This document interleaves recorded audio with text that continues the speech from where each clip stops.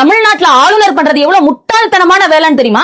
திரு விஜய் அவர்களை ஆட்சி அமைக்க கூப்பிடுறதுக்கு மறுக்கிறதும், அவர் கொடுக்கக்கூடிய கடிதத்தை ஏத்துக்காம நீங்க பெரும்பான்மையை நிரூபிச்சாதான் ஆட்சி அமைக்க அழைப்பேன் அப்படின்னு சொல்றதும், திமுக காரங்களோ அல்லது அதிமுக காரங்களோ கூட்டணி சேர்ந்து வந்து கூப்பிட்டீங்கன்னா கேட்டீங்கன்னா நான் ஆட்சி அமைக்க அழைக்கேன்னு சொல்றதும் சட்டத்திற்கு புறம்பான ஒரு விஷயம் சொன்னா உங்களால நம்ப முடியுதா? இதுக்கு இந்திய அரசியலமைப்புல இருந்து நான் எடுத்துக்காட்டு சொல்றேன் கேளுங்க. ரொம்ப முக்கியமா 1994 இந்தியாவில் நடந்த எஸ்.ஆர். பொம்மை வழக்கு அப்படிங்கிறது கர்நாடக முதலமைச்சராக இருந்த எஸ்.ஆர். பொம்மைக்கும் மற்றும் இந்திய யூனியன் கவர்மெண்ட்டுக்கும் எதிராக போடப்பட்ட வழக்கு. இதுல என்ன தீர்ப்பு வந்தது அப்படின்னா, இன்னைக்கு தமிழ்நாடு கவர்மெண்ட்டுக்கு அப்படியே பொருந்தக்கூடிய நிலைமை அப்படிங்கிறது அந்த கேஸ்.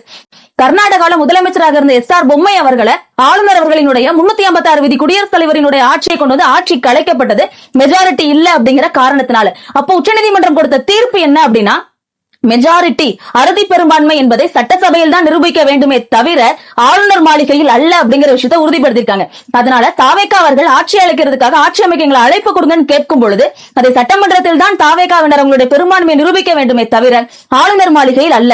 118 சீட் வச்சிருக்காங்களா, 108 சீட் வச்சிருக்காங்கிறது ஆளுநரினுடைய வேலை கிடையாது. பதவி பிரமாணம் செய்து வைத்த பிறகு அவர் சட்டமன்றத்தில் தான் பெரும்பான்மையை நிரூபிக்க வேண்டும். ஆளுநர் பண்ணக்கூடிய தப்ப பற்றிய உங்களுடைய கருத்துக்களை கமெண்ட் செக்ஷன்ல பதிவு பண்ணுங்க. இந்த வீடியோ முடிஞ்ச அளவுக்கு ஷேர் பண்ணுங்க.